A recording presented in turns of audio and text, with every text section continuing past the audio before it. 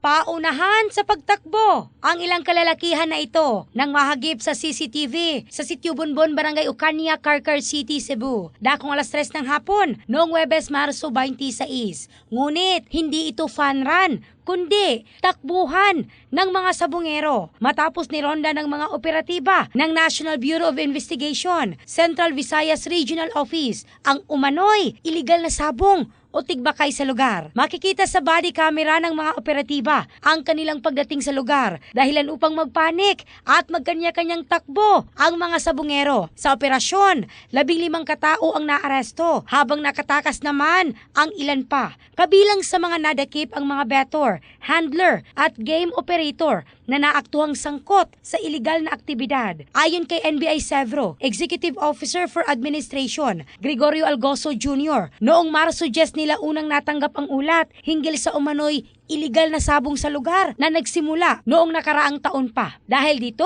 nagsagawa sila ng weekly surveillance bago ikinasa ang operasyon. Nakumpiska ng mga operatiba ang 8 manok panabong at tinatayang 27,000 pesos na bet money. Nakatagdang maharap ang mga naaresto sa kasong paglabag sa Presidential Decree 1602. Dagdag pa ni Algoso, magpapatuloy ang kanilang operasyon laban sa iligal na sabong, lalo na ngayong papalapit ang Semana Santa. In the heart of changing lives, ako si Michelle Craste ng Brigada News Philippines, the Music and News Authority.